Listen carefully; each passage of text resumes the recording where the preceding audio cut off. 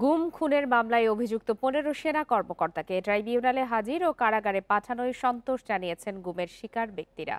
সেই সাথে মামলার আসামি পলাতক সেনা কর্মকর্তাদের দ্রুত গ্রেপ্তারের দাবি জানিয়েছেন তারা।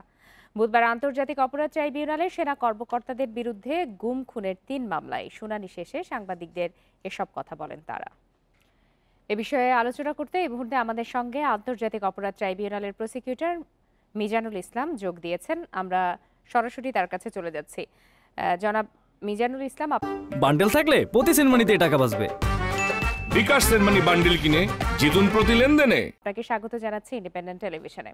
আপনার কাছে একটু প্রথমেই জানতে চাই যে এত সকালে ট্রাইব্যুনাল বসেছে, যেটি নিয়ে সবার মনেই প্রশ্ন তৈরি হয়েছে যে এত সকালে কি ট্রাইব্যুনাল বসার নজির রয়েছে কিনা এর আগে?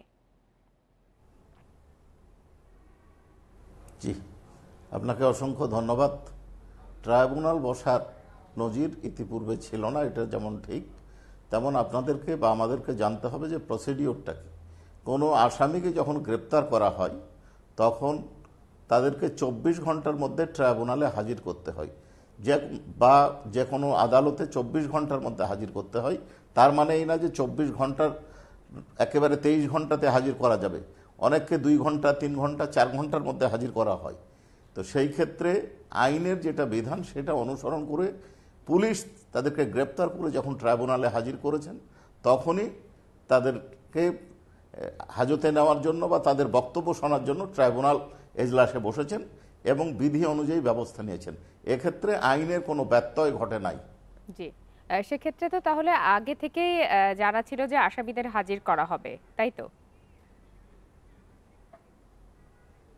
না, এইটুকু বলার সুযোগ নাই। আগে থেকে এইটুকু বলতে পারেন আপনারা যে পুলিশ যখন গ্রেপ্তার করেন তখন তারা প্রসিকিউশনকে অবহিত করেন। আইন শৃঙ্খলা বাহিনী কাউকে গ্রেপ্তার করলে অনারেবল লার্নেড চিফ প্রসিকিউটর অথবা অথরাইজ প্রসিকিউটরকে অবহিত করেন, তিনি তখন ট্রাইব্যুনালের রেজিস্ট্রারের মাধ্যমে ট্রাইব্যুনালকে অবহিত করেন, তারপর ট্রাইব্যুনাল এজলাসে আসীন হন। আরেকটি বিষয় একটু জানতে চাই আপনার কাছে যে অভিযুক্ত সেনা কর্মকর্তাদের কি কোনো ধরনের বাড়তি সুবিধা দেওয়া হচ্ছে কিনা?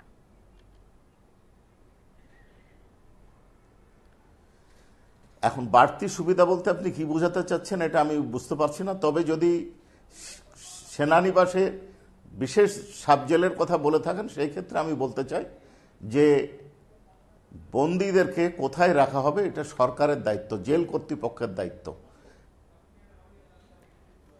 এজন্য কারা কর্তৃপক্ষ এই সিদ্ধান্ত সরকার নিয়েছে বা জেল কর্তৃপক্ষ, সরকার জি কারা কর্তৃপক্ষ এই সিদ্ধান্ত নিয়েছে। এই ক্ষেত্রে আমাদের আরেকটি বিষয় বলা হচ্ছে যে বাকিরা পলাতক, বাকি যে সেনা অফিসাররা রয়েছেন তারা কি দেশের ভেতরে আছেন নাকি দেশের বাইরে গেছেন? কি ধরনের তথ্য আসলে বিষয়ে তদন্ত সংস্থার কাছে রয়েছে?